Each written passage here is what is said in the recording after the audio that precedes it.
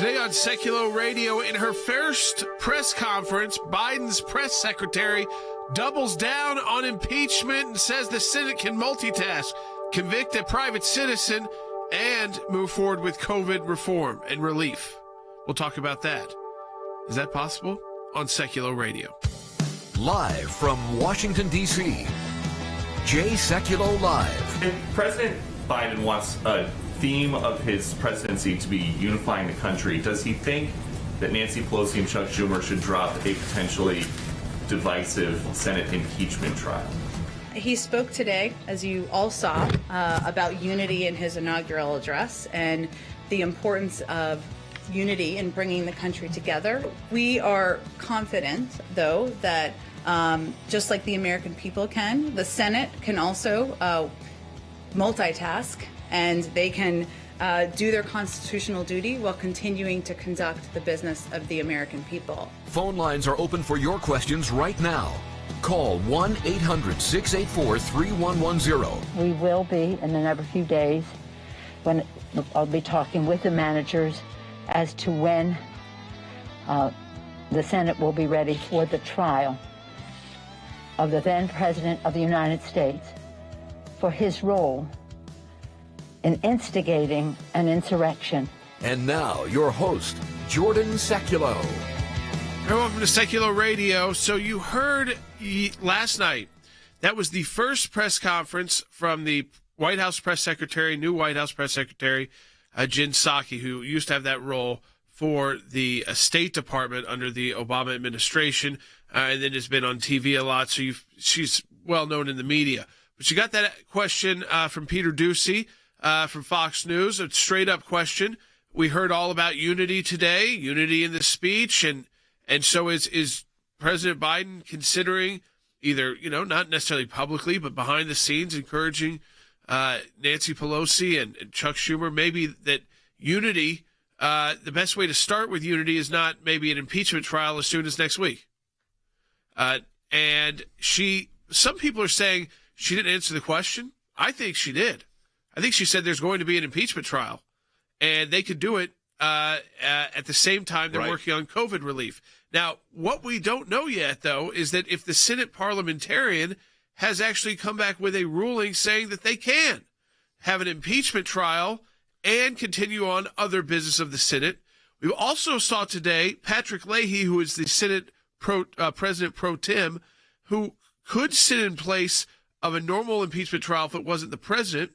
So since this is no longer the president, he said, though, he's going to punt that to Chief Justice Roberts to make the decision, which is kind of bizarre as well. Yeah, and I think first of all, I think this whole theory of impeaching a president who's out of office is counterintuitive to the way in which the Constitution is drafted. Now, there's arguments on both sides. Andy's done an in-depth check on that, and we'll get in that in the next segment. But the fact of the matter is, I don't think the Chief Justice presides because the president is not the sitting president. He's a former president. So it would not make any sense.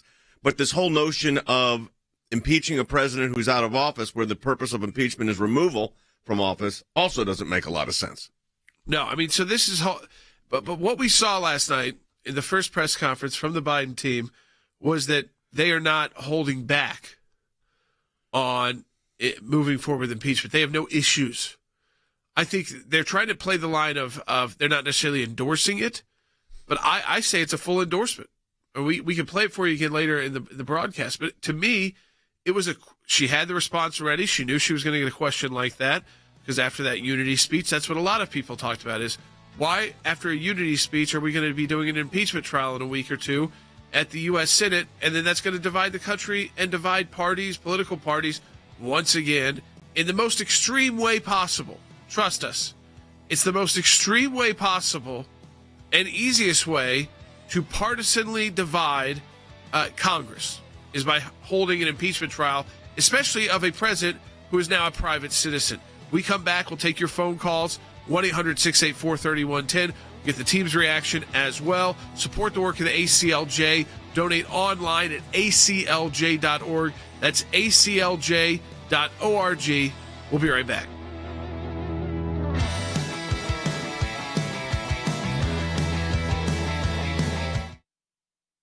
President Trump no longer in Washington, but still dealing with a looming Senate trial right now. They have been committed, and I think you saw with the first press conference last night, Rob, with Jen Psaki, who is a professional communications person.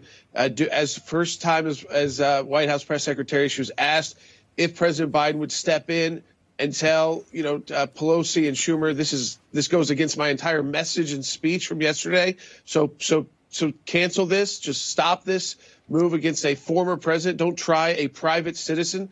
And she said, I think the Senate can do two things at once and let it be there. And that's what we've heard from Joe Biden, is that he's hoping that the Senate parliamentarian issues a ruling that says they can spend half the day confirming his nominees and working on legislation he wants to propose, and then the other half of the day impeaching a private citizen of the United States, hoping that they get enough votes so that private citizen maybe can't run again for president of the United States against potentially Joe Biden or Kamala Harris. So yeah, I think I didn't realize they could be that efficient in the House and Senate. Yeah, I don't either. I was on the team for the first impeachment trial, and it is serious. The senators don't speak. They write questions on cards. It's presided over by the Chief Justice. There's now discussion.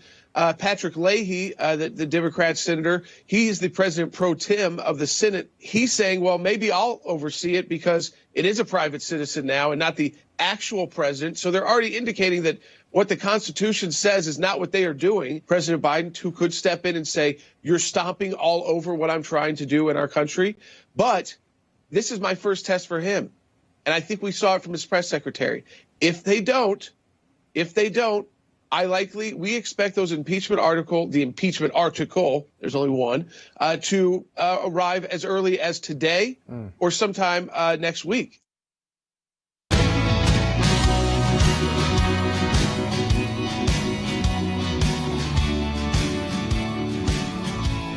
So here's what Nancy Pelosi is now saying on when the House will deliver the articles of impeachment. Now, I was on Newsmax early this morning, and there was still a chance that these articles, I keep saying articles last time, usually there's more than one, but there's only one in this impeachment of a private citizen, would be delivered probably today. And that they might not start till next week, even though they're usually supposed to start at 1 o'clock the next day, but they might hold it over till like Monday. It's not going to be, they're saying it could only be a 3-day trial. Now, I kind of throw that up in the air as, I don't know if that's right or wrong based off making sure the former president would have due process. But of course, the whole idea of this impeaching a private citizen, which I kept saying on Newsmax, which is the truth of what this is. Where does the impeachment power end?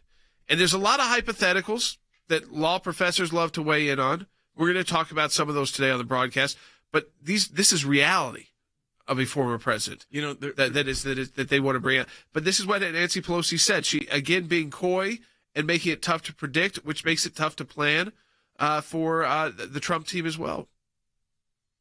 So in any event, if somebody's asking, I'm not going to be telling you when it is going, but we had to wait for the Senate to be in session. They've now informed us they're ready to receive. The question is, are there questions about how a trial will proceed? But we are ready. So she says there that the Senate has informed them that they're ready to receive them. So it could be today. Yep. I guess. But there's a question about how a trial will proceed. Yeah. So I think that's the question we still are holding out is, and I'll go to Than on the stand, there's been no word on the Senate parliamentarian yet issuing their opinion on whether or not the Senate can actually do an impeachment trial and other business at the same time. Yeah, first of all, Jordan, that statement by the Speaker, I think that's a little bit of a delay tactic because the notice from the Senate to the House that they were in session to receive these, that happened back on Tuesday. So in theory, she could have moved as soon as Tuesday to send the article over. Right. She has chosen not to. And Jordan, as you know, that's very much like what she did last time. She waited a long time last time before sending the article over. But to your point about the parliamentarians ruling, Jordan, I think there's a little bit of posturing going on here, too, because they're trying to lean on a ruling from the parliamentarian that they can, in the words of President Biden, bifurcate the day and do legislative and executive business in the morning and then move to the impeachment in the afternoon. And Jordan, in theory, while there's a way to get there, and maybe they do get there, that's definitely not the default that's laid out in the Senate impeachment rules. Rule number 3 and rule number 13 both issue a time for the start. You mentioned the 1 o'clock time for after they receive the articles, but Rule 13 says that subsequent days, unless the Senate overrides it, it will begin at noon and they will stay in session until they are finished. So, Jordan, they may come up with another way to do this, but I just think it's important to say off the top, that's not the default way that is set out according to the rules and precedent of the Senate. But is the override, this is the question that would be to override it so that it's just 51, to be able to bifurcate, to be able to not just do the impeachment, is it just 51 votes? It would end up being just 51 votes, Jay, because they would see it as an overruling of the precedent. And if it's 50-50 and it's tied, guess what? The most powerful woman in America makes that decision, Vice President Harris. All right, so here's the thing you've got to look at. They haven't brought him over yet, but as you said this morning, they could come. Well, I was going to tell you, last time they didn't bring them over yet because of the holidays, and they wanted to spend a month kind of battering the president with their information. And they wanted to get ready. Yeah, they needed, this was going to be a real trial, weeks long in the U.S. Senate. This time around, I feel like, it's a one article.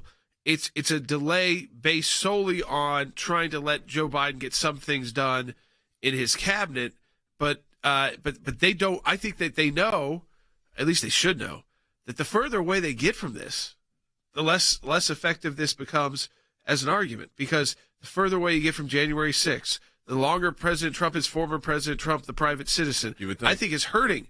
Trying to convince 17 Republicans, which I still think is impossible unless something bizarre happened. Okay, By the way, under their analysis, is there anything to prevent the House of Representatives, if it was another party controlling, saying, you know what, we don't like what Jimmy Carter did either on this, or go through each president had issues and say, we're going to now impeach them and convict them. Now, Andy, you've looked at the law on this issue of post-presidency impeachments, of which in the history of the United States there has never been one. So there's none.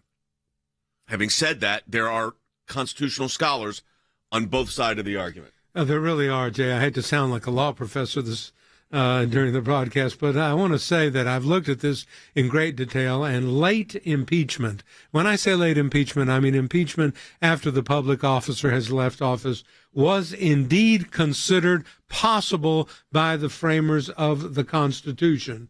The impeachment in 1787, when the constitutional conventions were being convened and the constitutions were being debated, pursuing public officers, offenses committed by public officials, was something that was definitely on the minds of the framers of the Constitution. Private citizens were exempt from such inquiries, except to the extent that they had been public offenders who had since left office. However, the Constitution is silent on the issue. The Constitution neither explicitly authorizes nor explicitly forbids late impeachments. But one of the scholars that I read very convincingly argues from an analogy to English history and English parliamentary procedure that the text of the Constitution does not foreclose, does not prohibit, in other words, the possibility of late impeachment, Jay. But there was a very interesting statistic, and that is the impeachment of the Secretary of War, Belknap, that's in right. In 1867. He was acquitted, but it was very interesting what the senators sitting said. The senators, 25 of the 22 senators thought he was guilty. 22 of the 25. 22 of the 25 thought he was guilty, and but said the Senate does not have authority to try him, jurisdiction, in other words, because he had already left office. So a majority of the Senate at that point said no jurisdiction. You know what? It's an unanswered question. It is. And it's a political question. I don't think, and we'll talk about this in a minute, I'm not so sure. I don't think the courts weigh in on it. I heard, Jordan, what you said about Leahy saying he's going to punt it over to the Chief Justice to decide who should preside. I think the Senate has exclusive jurisdiction. The House and the Senate have exclusive jurisdiction on impeachment. But the one thing that this doesn't do, let me be clear on this. I'm going to go to Wes on this quickly. This does not bring unity. Absolutely not. After that speech yesterday. It makes the speech yesterday so hollow and somewhat meaningless. And two things about this, Jay. Earlier in Nancy Pelosi's statement, she said this must happen because the president is guilty of insurrection. He is no longer the president. He's a private citizen. If a private citizen is guilty of insurrection, The forum to adjudicate that is a court of law, not the United States Senate. And the second thing is, Alan Dershowitz wrote a great piece in the Wall Street Journal today, which he goes back to the Constitution, and it says judgment in cases of impeachment shall not extend further than to the removal and disqualification. And Dershowitz says not removal or disqualification, because that's their real motive. They want to make sure Donald Trump can't run again. That's the politics of this, right, Jordan? Yeah, he doesn't run again. Right. It's not, obviously it's not removal because he's already left office. It is making sure he can no longer run for office again. They are that concerned, the Democrats, because I think that's the only reason they would push forward with this in a time when why make Donald Trump the issue right after he's left office when Joe Biden should be the focus and his administration and their plans and their cabinet nominees and their ideas. Why put Donald Trump right back in the spotlight again? Only if you're afraid that Donald Trump could come right back and beat you in the next presidential election. That's why. And I think that it does show a weakness on the left, that they really do believe that they have to do this or try to do this because he poses that big of an electoral threat to them. And this is, again, they're trying to forecast 4 years down the road. Yeah, which is very difficult to do 2 months down the road, let alone 4 years down the road. But then let me ask you this and get your sense. What I'm hearing is there are, 4 to 6, 8 maybe senators that might convict, but there's certainly no indication that there's anywhere near 17, which is what you would need to cross over to have a conviction. So the reality is the president's going to be acquitted. Yeah, I think that's correct, Jay. That's in the ballpark of what I'm hearing as well. The conversation you're having with Jordan, there's sort of two questions that senators are going to have to answer. One is the justification, and the second is whether or not this is prudent and appropriate. And on that second question, Jay, I think it's a very low number of Republicans that think it is either appropriate or prudent. I think they would be willing to take the president up on his offer to seek unity and work on things together, and they know this isn't that. Jay, I would tell you, there's one person in America that can stop this at this point, and that's President Biden. And I agree with Jordan. I think he's made his decision. I think he wants this to proceed. Yeah, I think you're right. No, I mean, listen, he's had the opportunity to weigh in on this for weeks after the election, and to say, and since January 6th, to say that I don't think this is the right idea. I mean, I can't control them, but certainly I could let them know that I think this will hurt unity. I think this will impede my administration's ability to get things done and further divide the country, but also further divide the Senate, which is already 50-50. But if you thought there could be any goodwill with some of those moderate senators or senators that even love President Trump but aren't going to go along with this post-president left office impeachment of a private citizen, it's just bad. Does he think that Nancy Pelosi and Chuck Schumer should drop a potentially divisive Senate impeachment trial? We are confident, though, that just like the American people can, the Senate can also multitask. He is going to leave it to members of Congress to carry out their constitutional duty and determine what the path forward is and what the mechanisms are going to be, what the process will be, and what the timeline will be. Most Americans will never understand why the first thing we're going to do here potentially is an impeachment trial of a president that isn't even in office. Democrats can make the call at this point.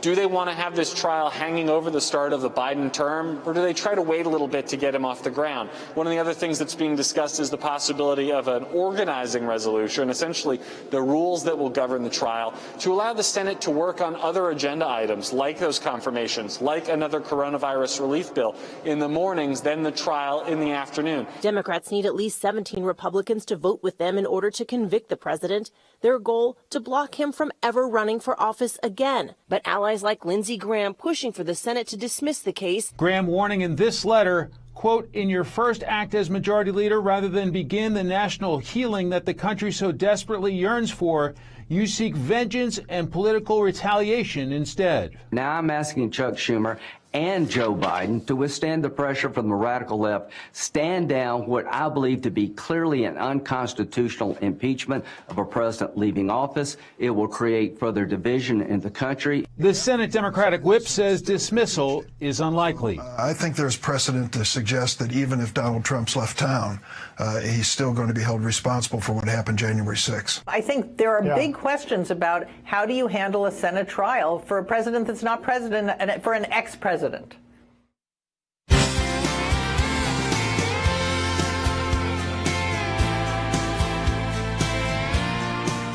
Welcome back to Secular Radio. So, this whole idea of think about this. He's a former president. So, okay, so yes, they were a president, but now a private citizen. So, can you go back and can Republicans take back the Senate or in the House, and can we impeach Barack Obama so he has no Secret Service and really just sully him? Spend a week just saying all the horrible things, Fast and Furious. The IRS targeting, the IRS targeting of conservatives, which very Nixon-like, and go through all of that litany, and then maybe convict him, not because we care about him ever running again, but just so that he's impeached, so that he's been sullied, so that he loses his Secret Service protection, he loses his travel budget, makes life a lot tougher for Barack Obama. He's a young guy. Yeah. So why not? What prevents that? I think it should be is decency. Whether or not you can or can't do it, putting the country first over people and individuals, that the country's well-being is bigger than you want to attack Donald Trump for 3 more days. And also, look at the numbers. They didn't do that the first time either. They went through this huge trial. They never were going to have the votes. Nope. They're going to do that again. That's the irony of all this. Is they can't win. Is that they're just going keep, into trial, acquitting Donald Trump. But don't they don't understand this? So then Trump comes out once again stronger than he was going into this, Wes. Possibly, yes, because then they'll say he wasn't responsible for anything that happened on January 6th. He's been acquitted. He's great. You're wrong for saying that he did that. And you should have never done it. And now he's got a new platform. Yeah. It actually will strengthen his position. It really will. And, they had this, I'm not a psychiatrist, but they had this negative psychological attachment to Donald Trump. Yes. I think when this finally is over someday, it may be years, they will really miss the man, the Democrats will, because who else are they going to whip on? It's interesting comment here that comes in from YouTube. The handle Truth Seeker says, these trials aren't cheap for the American taxpayer. How can they say that in the middle of this crisis, this is worth spending the taxpayers' money on? I just said to Jordan during the break, when we were there last time, Andy, it was in the beginning of COVID. We didn't even know it was COVID. And it was very tight quarters, and people were sick, including us, and other people were getting sick. Right. And I'm thinking, how do you even do this? And with the tragedy that went on in Washington just weeks ago, you start this process next week. So you're going to keep the National Guard in place to impeach a president who is no longer president. That's why it doesn't make sense. I remember sitting in the Senate, Jay, across from you, but I was in front of Rand Paul, who it turns out later had COVID. Right. And I think that I may have gotten it because I was sick after that impeachment. But you put all these factors together, and what Wesley said earlier, it's just keeping Donald Trump. It actually makes him more powerful in many instances when you think about it, because you've just decided that you're not going to let go. You're just not going to let go. And that's the sad thing about it, because you're not going to get the votes, just like you did the last time when we defended him. We're not going to get the votes to impeach. And you certainly, once you cannot get the votes to remove from office, you cannot impose the penalty of disqualification, which requires only a majority vote, because you don't reach the threshold. All of this, and coupled with the whole media hysteria of silencing voices you disagree with, CNN's Allison Camerata asked the President Biden's communications chief, if they will retaliate against networks like Fox News if they lie. Now, first of all, if they lie, like they're going to be the determination of lying, they're going to retaliate. This is how we're thinking right now. Yeah, I'm going to send that to our team and get it so we can play it. Yeah, and let's go to Scott's call in Colorado on line 4, because I think everybody saw through. It's a beautiful speech, wonderful speech, and then finally people who were on TV yesterday, who were Republicans, started speaking up and saying there were a lot of swipes at Republicans in that speech, and there wasn't the hand across because there's the impeachment hanging over this entire speech. Scott, welcome to JSECO Live. You're on the air. Yes, guys. Hey, thank you for my call. And my comment is yes, we're already seeing a boatload of contradictions. Biden says he wants to unify the country, yet he wants to clamp down on domestic terrorists and white supremacy, which is just code speak for about 75 million plus Americans. You know, they want to remove the travel ban and yet enforce lockdowns, which doesn't go. And then you want to admit illegals with no way of vetting them for COVID, which is what Biden ran on. It's well, Scott, let me just tell you something. Those are already been put. It's not like they want to. They're doing it. Yeah, I mean, they're already. Those orders have been signed. They're in process. They've been signed and executed. I mean, that travel ban, especially in the time of COVID, even so, you add that COVID with terrorism, was not a Muslim ban. It was a ban on countries that were failed states. So Venezuela's included in that because they could not. Those states could not be relied upon. Those countries to even determine if those people were the real people that were traveling on their country's passport. Were they linked to terrorism? Were they linked to organized crime? Were they linked to gang violence? Were they linked to drug trafficking, human trafficking? So we're not going to let those people in off those passports. If that's the only passport you hold, you're not coming into the United States. And it ended up being a wide variety of states. Some were moved off, some were moved on. But that's now changed. That's done. And you're right, on COVID, you see those caravans out seen by wearing masks. And again, this idea that if you get into the United States, we're going to do this blanket amnesty, which he can't do by executive order. They can keep extending DACA out and trying to do that, but then they have to go to court over that, and they haven't done great in court over that all the time. And we're prepared for that one. So I mean, yeah. So I think again, there are part of this that I accept that elections do have consequences.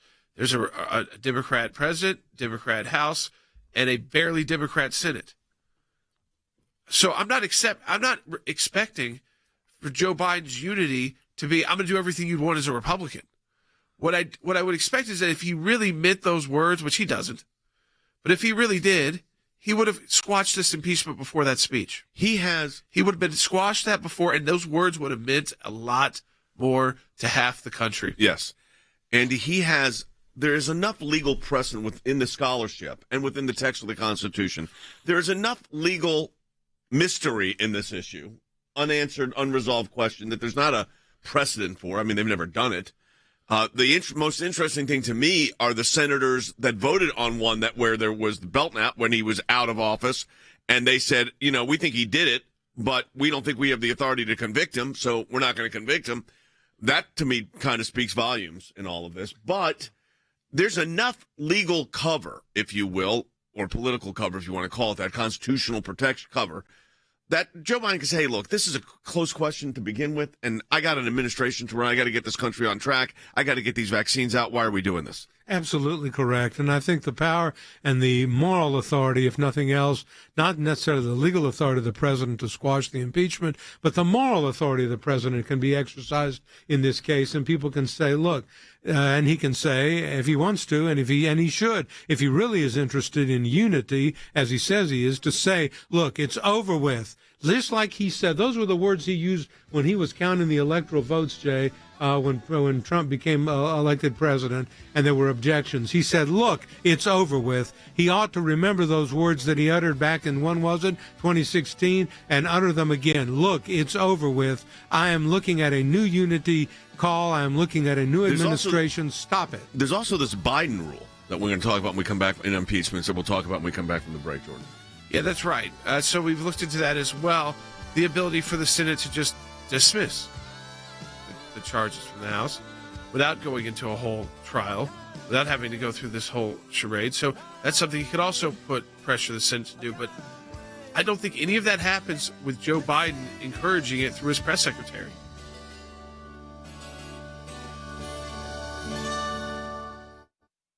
Because of your support, because of the support of every member of the ACLJ, one of the practice areas that we've been able to develop is Freedom of Information Act requests, or FOIA requests. It's thousands of pages of paper, and in those thousands of pages of paper, you usually find a nugget. Government agencies acting out of control. We have exposed that in our FOIA litigation, and we do that every day that we bring these cases. It is your statutory right as an American citizen to have access to documents that reveal how the government is functioning, how your government is functioning. We took it to the IRS. No one ever does that. What the IRS was doing was violating the Constitution and statutory law. They can't do what they were doing before. They've been hiding behind in the shadows. These FOIAs bring them to light. How do we know? Because our FOIA litigation got that document. Those of you that support the ACLJ, this is what it's all about at the end of the day. Think we haven't been on this, folks? We've been on it. Live from Washington, D.C., Jay Sekulow Live. And now, your host, Jordan Sekulow. All right, welcome back to the second half hour of Sekulow Radio. So we want to get into this a little bit deeper as well. Truth Seeker on YouTube, you wrote in, these trials aren't cheap for the American taxpayer.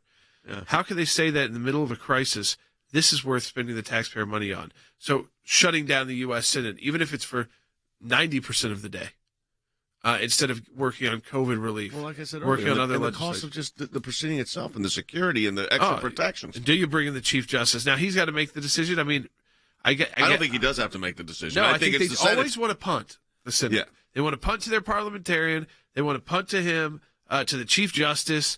This is on their. This is going to be on their doorstep. It appears very soon, unless Nancy Pelosi has some come to Jesus moment, which I don't think she will have, unless Joe Biden picks up the phone. Well, that could end it. Yeah, it could end it immediately. I mean, if the president of the United States calls and says this is not good for the country, Chuck Schumer could say, you know what, we don't want to interfere with the president's plans. We're not going to do that. As much as we'd like to do this, blah, yeah, blah, and blah, once we think we're guilty, he's guilty, blah, blah, blah. But then you got this whole Biden rule, too, which we'll get into, where he's saying you could have all these motions and decide this without anything. Right. You don't have to have a trial. That you could go through. And so you want to walk through that with people when we come back? We will. From the break. Can I say one other thing, Jordan? You know what really is the problem here? The loss of the 2 Senate seats in Georgia. Yep. And that changed the dynamic on all of it. You explain that a little bit, because that really changed the dynamic. Obviously, it doesn't mean that it's that much easier to convict, because you still need 17 Republicans to convict. And so you would have needed maybe 19 to convict instead. So it makes it a little bit harder, but it's still pretty hard to convict. But what it's done is taken the power out of people like Mitch McConnell, who may have been very mad at the president, said he's very mad at the president, but I think still could have been convinced, if he was majority leader, but he's not now, that this is wrong. Yep. That this is not good Senate precedent. He's big on that. So we don't want to start this precedent of just impeaching people who are no longer serving in office. They are private citizens for all intents and purposes. Yes, it's different when you're a former president, but in a sense, it is impeaching a private citizen. Where is their jurisdiction there? Do you want to start testing that? Because as we were talking about that, let's say they did somehow get to those 17 numbers. Let's hypothetically. So for our lawyers, we like hypotheticals. Hypothetically, they impeach the president. You know what? First thing you do, you take it right to the courts, because there is no answer from the courts. Yeah, the problem with that is, and we've been looking at that. And I don't think he gets to 17, unless some bizarre. I'm also not convinced the courts would hear it. Period. I really think, and he's been really looking. He read 5 law review articles yesterday. The courts really don't like impeachment. In 1963, in Nixon versus United States, the Supreme Court of the United States said the judiciary, and in particular the Supreme Court, has no role in impeachments. There was a concurring opinion by Justice Souter that said, well, maybe if they do things that are really crazy, we'll step in, but otherwise we're not going to be involved. This might be the really crazy. The president that's not serving. Yeah. Yeah, I mean, that could be, but this is a very reluctant court. You rely on the fact that 17 Republicans probably aren't going to vote for impeachment. Might get a handful, might even get. What does it look like up there? I mean, Stan, you said this in the first half hour. We got other people joining us now. I mean, what does it look like? We're hearing anywhere from 4 to 10.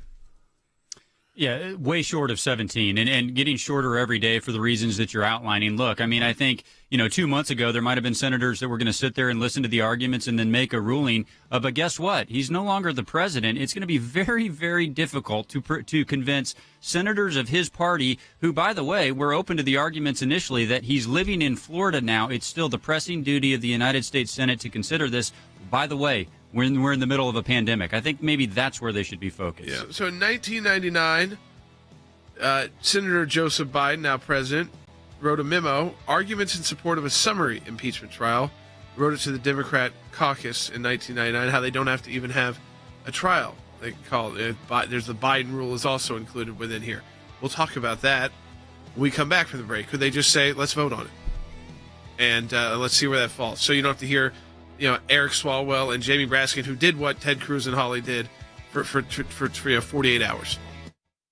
Does he think that Nancy Pelosi and Chuck Schumer should drop a potentially divisive Senate impeachment trial? We are confident, though, that just like the American people can, the Senate can also multitask. He is going to leave it to members of Congress to carry out their constitutional duty and determine what the path forward is and what the mechanisms are going to be, what the process will be, and what the timeline will be. Most Americans will never understand why the first thing we're going to do here is potentially is an impeachment trial of a president that isn't even in office. Democrats can make the call at this point. Do they want to have this trial hanging over the start of the Biden term, or do they try to wait a little bit to get him off the ground? One of the other things that's being discussed is the possibility of an organizing resolution, essentially the rules that will govern the trial, to allow the Senate to work on other agenda items, like those confirmations, like another coronavirus relief bill in the mornings, then the trial in the afternoon. Democrats need at least 17 Republicans to vote with them in order to convict the president, their goal to block him from ever running for office again. But allies like Lindsey Graham pushing for the Senate to dismiss the case. Graham warning in this letter, quote, in your first act as majority leader, rather than begin the national healing that the country so desperately yearns for, you seek vengeance and political retaliation instead. Now I'm asking Chuck Schumer and Joe Biden to withstand the pressure from the radical left, stand down what I believe to be clearly an unconstitutional impeachment of a president leaving office. It will create further division in the country. The Senate Democratic whip says dismissal is unlikely. I think there's precedent to suggest that even if Donald Trump's left town, he's still going to be held responsible for what happened January 6th. I think there are big questions about how do you handle a Senate trial for a president that's not president and for an ex-president. This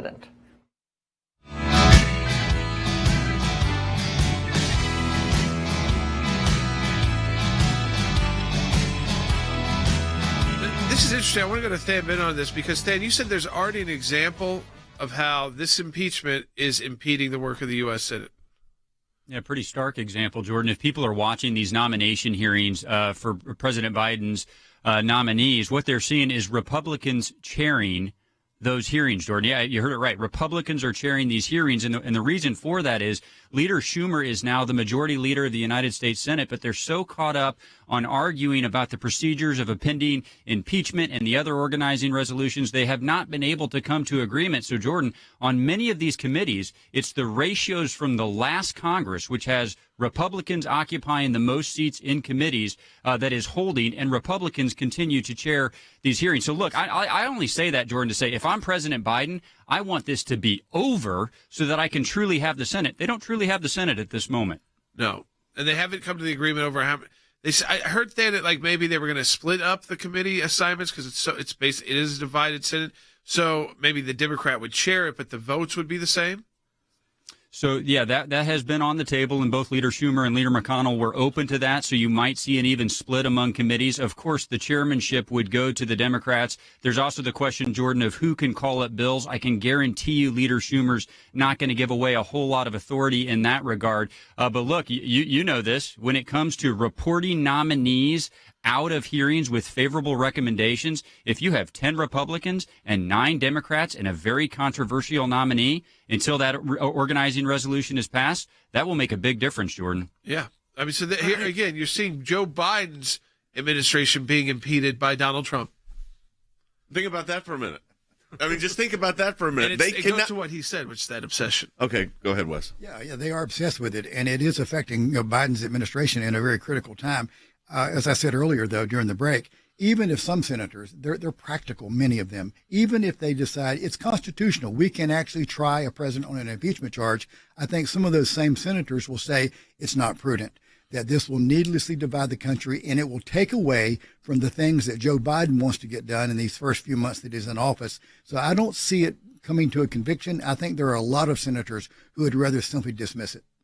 I wonder, this is the question that I have. The truth is, if you look at, and Andy has, like I said, Andy has looked at the scholarship. You look at the scholarship, Andy, you could argue it this way, you can argue it that way. But then if you put in what Wes is saying, the practicality, and then if you're Joe Biden trying to get your people to even share the committees, right? You put all of that in the, and COVID, okay? You put all of that in the mix, and don't you say to yourself, for the sake of the country, this is not worth doing, and we do have a legitimate constitutional basis for saying no. You do. And Joe Biden should take a page out of his 1999 memorandum to the Democratic caucus, and I quote, "The framers did not mean that this political process, meaning impeachment, was to be a partisan process. Instead, they meant for it to be political in the higher," and that's in quote, "sense. The process was to be conducted in a way that would best secure the public interest, or in their phrase, quote, the general welfare." That's Joe Biden in 1999 to the Democratic caucus. Well, the general welfare here would be get on with the business of government and not do this, not impeach a president who's no longer in office. Yeah, I mean, reinvigorate. I just don't understand why Democrats think it's smart to put Donald Trump back in the spotlight, likely lose the vote, so he's exonerated again. First president to be impeached twice, but also first president to be acquitted twice. What does that tell you about the Democrats? And then puts him back in the spotlight as someone who they were trying to blame for all this violence, which they could keep doing without impeachment. But I don't understand. But if he's acquitted from it, then no, he wasn't responsible. Why? If you know you're not going to win. They don't understand. Okay, they did it last time because they knew they weren't going to win also, and it was a much different case. It was much more complex. There was a lot of issues, and the president was running for re-election. Right. Now the president is not the president anymore. The election is over. It is done. It is finished. Joe Biden and is the president. We have Vice President Harris. That's what we have.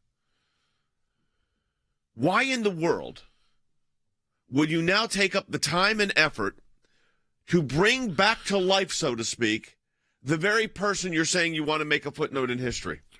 And you're not making them a footnote. No, you're making them a book. Yes.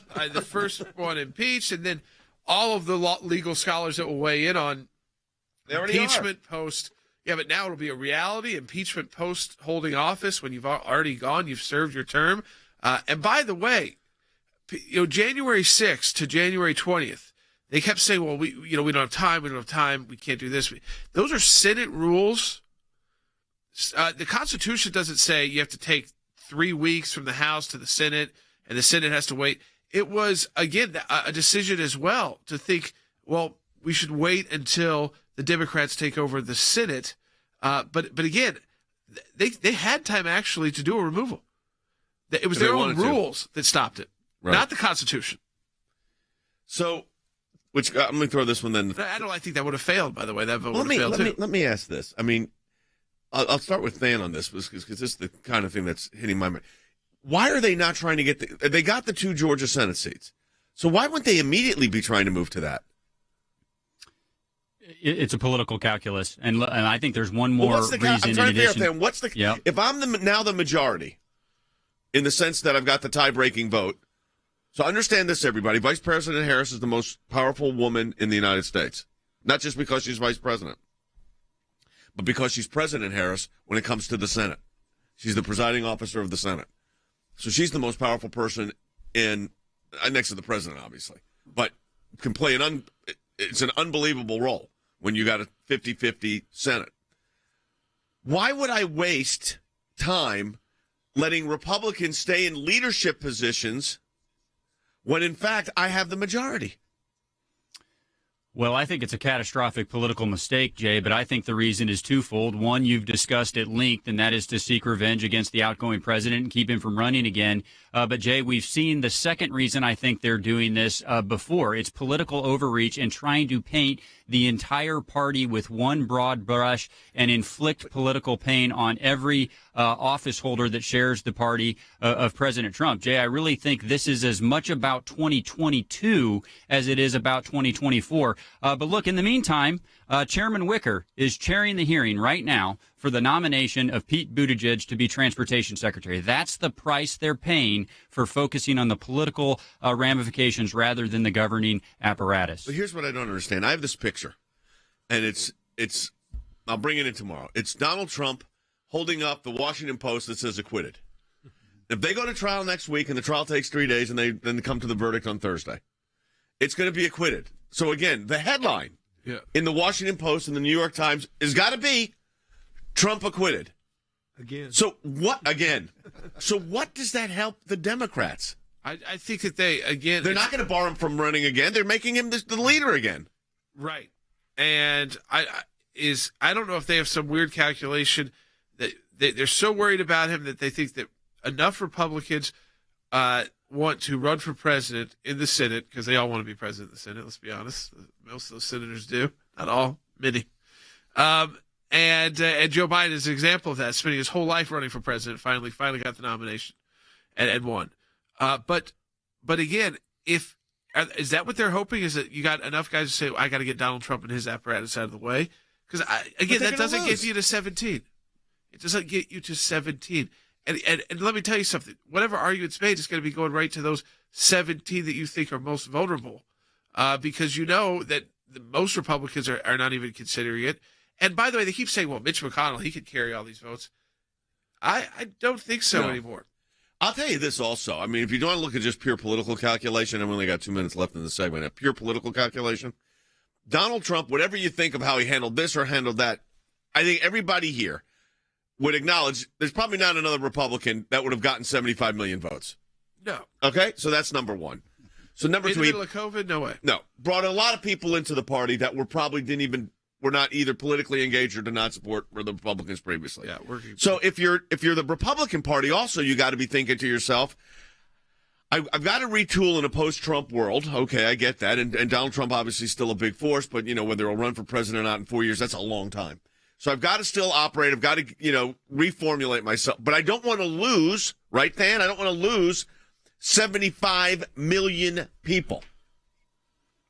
Yeah, I mean, that's a question to Leader McConnell right now. And if you were trying to get his vote, Jay, the last thing you would do is make a mockery of the Senate process. Because, look, you can make fun of the United States Senate all you want. And you know what? They honestly deserve some of that. But if there is one person in the United States that cares about the institution of the United States Senate and wants to make sure that it has clout going forward, it's Mitch McConnell. This was the worst possible way, I would say, not only to get his vote on conviction, but anybody he would try to convince. Jay, I think the window of him trying to convince other people to convict, I think that's already gone out.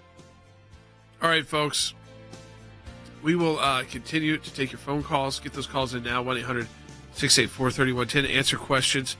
Warren in Idaho, you'll be up next. We get back from this break. Support the work of the ACLJ at aclj.org. We're focusing in on this issue because it could be very real for the country this next week. I mean, next week, I don't think it'll be a 3-week-long impeachment trial, but it's certainly going to be coming at a time when people are still very divided and not really over the election. We'll be right back. Thanks to your support of the ACLJ, we have had many victories. The IRS now formally apologizing to Tea Party groups. The IRS did the right thing by resolving the case with an injunction that mandated a complete change of the IRS nonprofit tax-exempt work as it relates to issue advocacy organization. If any group feels like they're being targeted, they can go to federal court and bring our case. That's a victory. It's one of the most significant wins in the ACLJ's history, to take on the IRS and win. For more than 27 years, the ACLJ has been fighting for freedom and liberty in the United States and around the globe.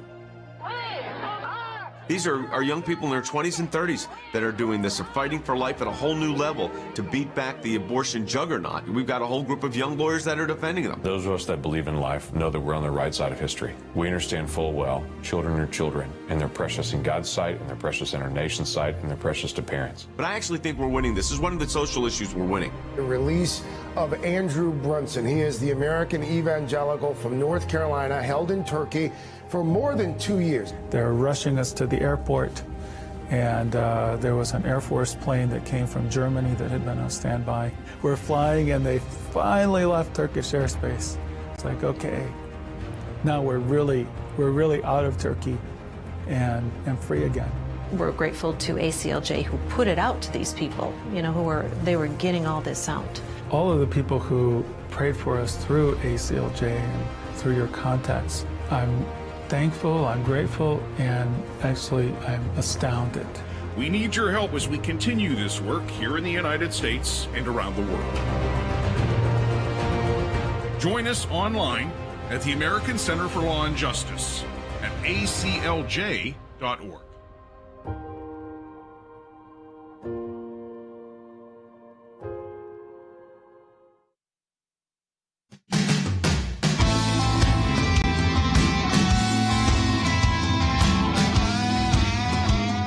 So I want to go right to the phones. Warren in Idaho has been holding on. Warren, welcome to Secular Radio. You're on the air. Well, thank you for taking my call. And first of all, God bless you guys and what you're doing. We appreciate it out here.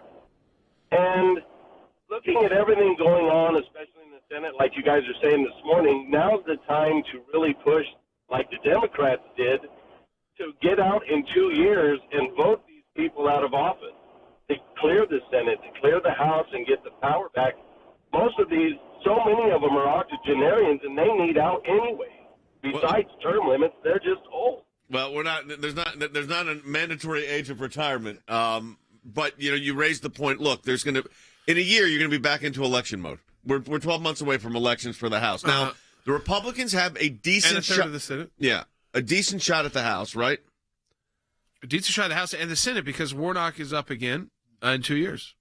The question is what happens with Georgia. Well, I don't know, but it's 2 years. You put together a better candidate. It just means he will not have he doesn't get that 6 years to, kind of establish himself in the state with the work he does at the state level too. It's a very quick turn. He's basically like a House member turned. So he's going to have to he's probably already campaigning again as we speak already. So yeah, I mean, you look at the Senate, you look at the House, some of it will depend on, again, the candidates chosen. And some of it's going to come down to what role President Trump decides he wants to play. I mean, that's the truth. Yeah. And but I think it is a reality that for those who care deeply about where our nation is going, we have an opportunity to put a stopgap in the Biden administration very quickly. In 2 years? Have we seen yet, Than? 2 years, the stopgap would go in place. You got to get ready for it to make it happen now. Have we seen the rollback of the Mexico City policy already, or is that tomorrow? That is It's supposed to be later this week, Jay. They have a whole agenda, a whole calendar laid out, and they're trying to message around them. So it hasn't happened yet, but it is coming. You're going to see the most pro-abortion policies you've seen since Barack Obama, maybe more so. Yeah, it's on their calendar for, I think it's like 29th, 28th. Next week. 28th of January. So he's got like a calendar of these executive orders. It's going to be the most pro-abortion president who doesn't talk about it. He'll try to say he hates abortion, Joe Biden, but he is going to be pushed and pushed. I think the example is clear. I think the Keystone Pipeline was clear. Why? Trudeau wanted the Keystone Pipeline. Okay, he's not some hard right guy in Canada. The tribes came around because of the compensation that was made and figured out the problem. He canceled it. And the labor unions. They wanted it. And he's sticking with what AOC the far wants. left, AOC, and his predecessor, the former boss he had, Obama. But just because Obama wanted it doesn't mean that 4 years later it's the right decision still. But that's how stuck he is in putting in the same policies that don't work, and the same plan, and the Paris Climate Accord, which just cost us money, which doesn't help the climate at all. Because to help the climate at all, you need to go into China, in India, and Russia. Make them comply with half They're of saying what they're we not have going to to even comply comply for 10 years. That's their agreement. 10 or more. I mean, Yeah. it's like I think they get longer than that if you're a developing country still. I mean, they're the ones that are mass polluters now. You look around the air in America, it's not like it was in the 70s or 80s. No. Let me go back to I want to go back to the impeachment, though. Yeah.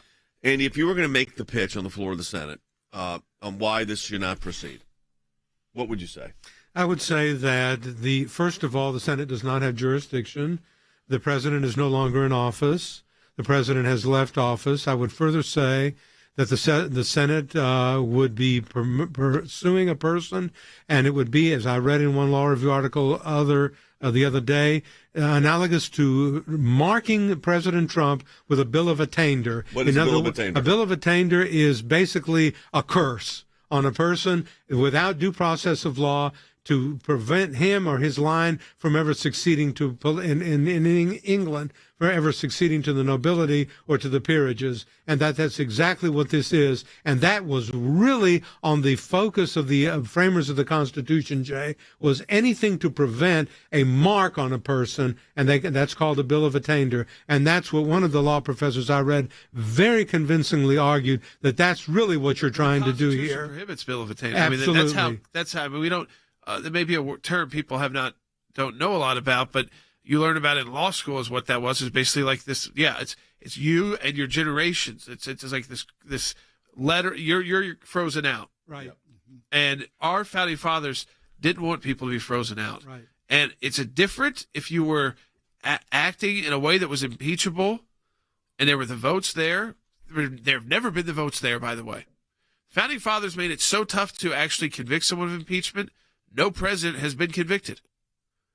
I mean, that's the truth. They made it that tough to even take that action, which is again, to me, it just shows you how wrong this move is for our country. Even if you don't like Donald Trump, even if you think what he did was wrong and removable from office, he's not in office anymore.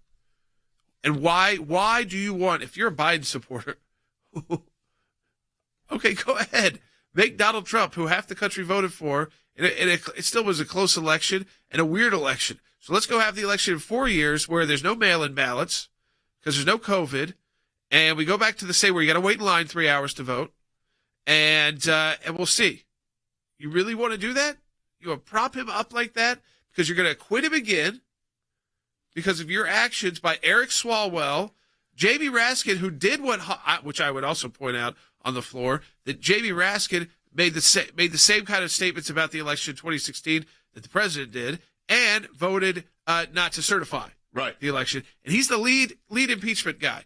They're never very good at picking out. They pick out the most unlikable people. Adam Schiff. Why in the world did they do that? Why did they pick Jamie Raskin, who is voted against certification in 2016? That same language as the president. That was wrong. That it was stolen and all of that. That they're trying to blame him for. And that's the guy they put in charge of impeachment. He's the number one guy to be assisted by Eric Swalwell, who's got a Chinese spy scandal. Right.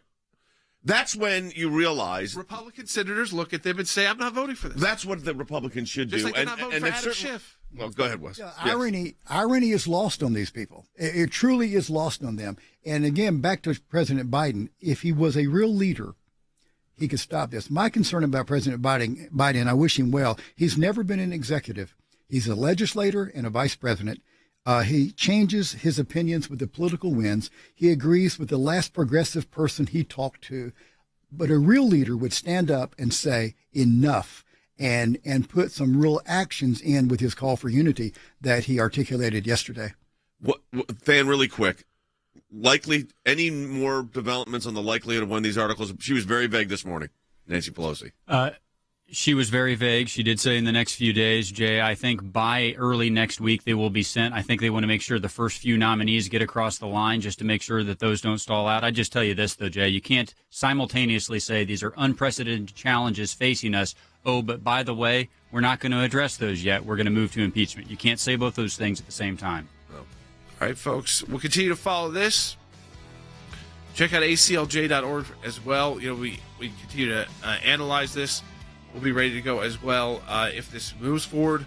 And we're trying to provide you news that an analysis you're not going to get anywhere else. And that's kind of, again, if you're newer to our broadcast, those of you who have listened before knew that's what we would be doing under this new kind of administration. Is this kind of news you're not going to get the focus on. You might get the 5 minutes on cable news, but you're not going to get down in the details. So we try to educate you so that you know more than just talking points. Is what we try to do on Secular Radio. Support the work of the ACLJ at aclj.org. We'll talk to you tomorrow.